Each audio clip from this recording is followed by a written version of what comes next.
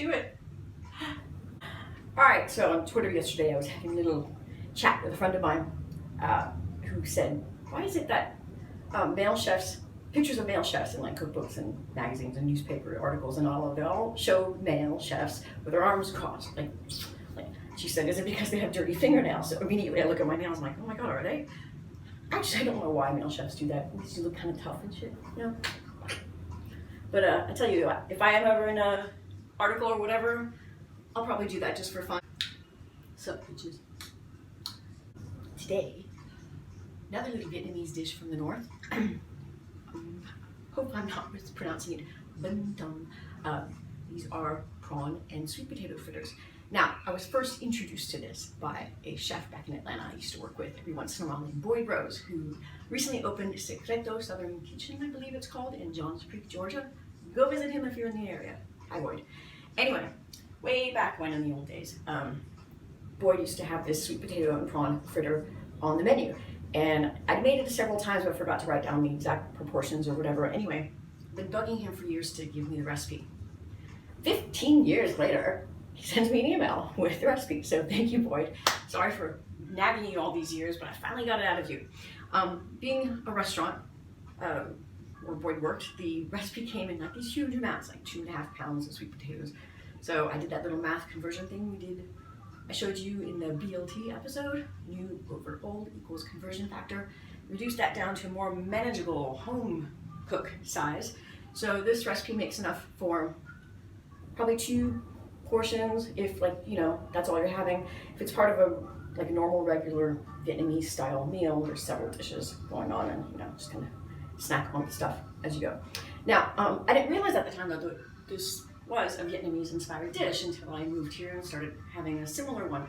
The Vietnamese style dish is matchstick sweet potatoes with a whole prawn, shell and all, head and all, and you batter that, and you fry it, and you serve it with nước, dipping sauce, and wrapped up in lettuce and herbs.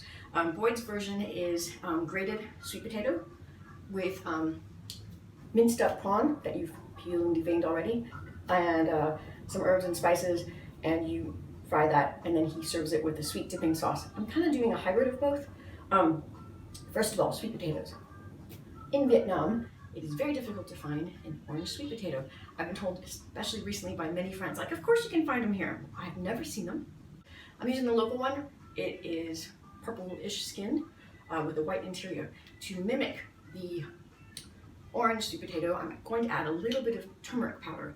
I've not tried this yet, so I'm hoping it'll work. I don't want to add too much turmeric powder because I think turmeric has a very earthy flavor, and if you add too much, it does come through in the final product, and that is not what I'm going for. I just want it for color, so just a little bit. We'll try it and see if it works. So I'm gonna go ahead and mix everything together. Ingredients: grated sweet potato, about 200 grams or so, 250 grams. It just depends. Prawns with the shell, weigh them about 100 grams or so. Peel, devein them. Don't get rid of those shells and heads. Freeze them. Make stock later. You also have some green onion,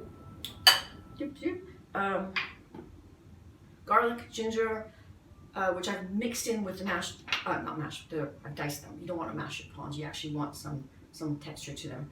A little bit of ginger, a little bit of garlic. The Boyd's recipe calls for a little bit of cayenne pepper or red chili, crushed red pepper flakes. I used mine up the other day to make this chili oil, so I'm going to go ahead and add some of that to my prawns. Tempura flour, because it's what I have on hand. A little Japanese store downstairs sells it for a song. You can use rice flour. I believe Boyd's recipe calls for cornstarch. I'm using tempura flour. My math conversion factor thing told me about 115 grams.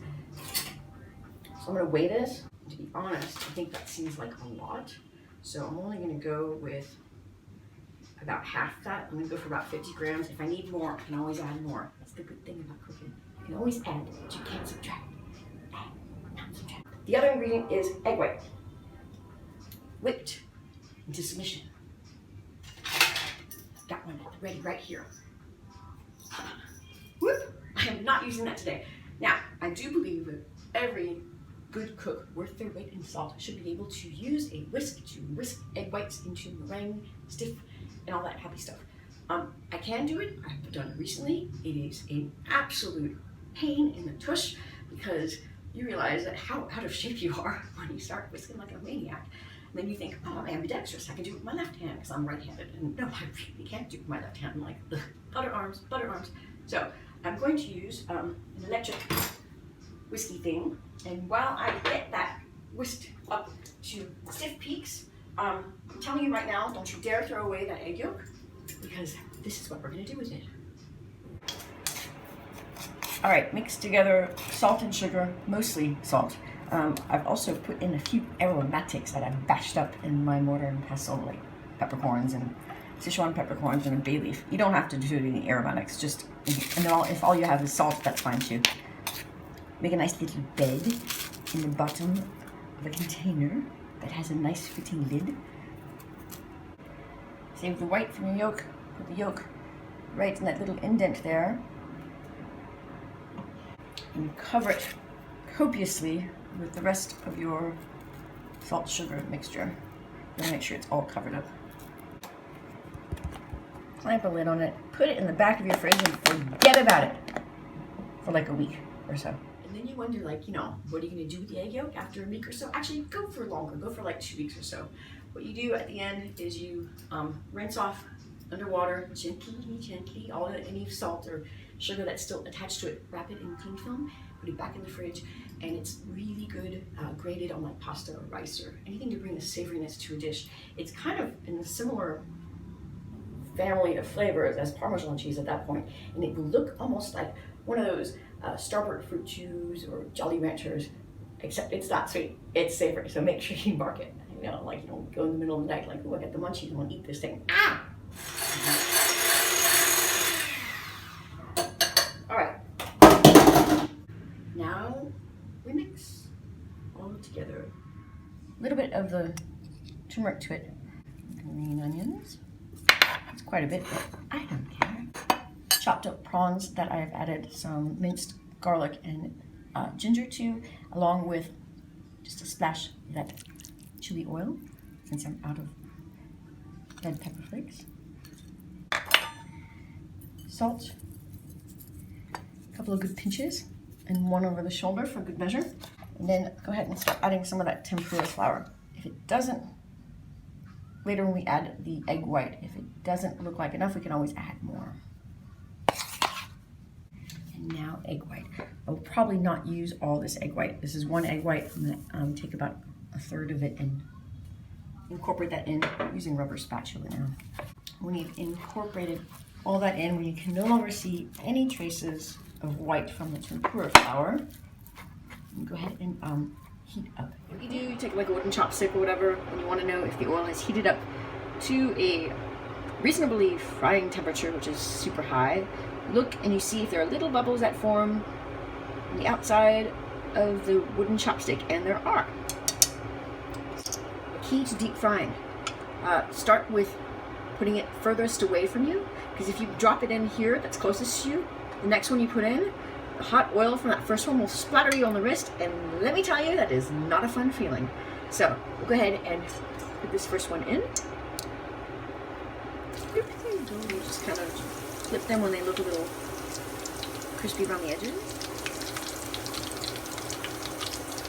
Use chopsticks, long chopsticks, so you don't burn yourself, or a slotted spoon, and remove to a paper towel lined plate. Or the massive pile of dishes in the sink. I'll get to that later. So what I've got here, I've got some different lettuces, some mint and some basil.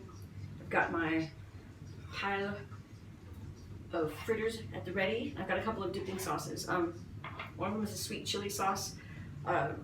Boyd sent me his that they use at the restaurant. I'm kind of tweaked it depending on what I could find here. Anyway, there's a recipe for that down below. And this here is some of that Sichuan chili oil I made the other day, mixed with a little bit of soy. I like that as a dippy. So,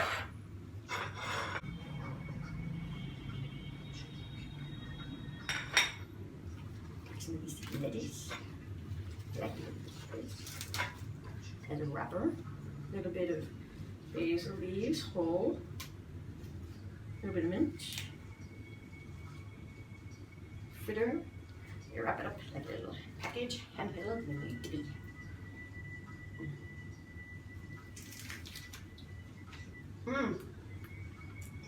I'm really happy that turmeric flavor doesn't really come through very strongly. It's mainly just for color. And shrimp and prawns are nice and pink. This is my version of a Northern Vietnamese classic bánh tom, sweet potato and prawn fritters. Enjoy the rest of your week. See you next time.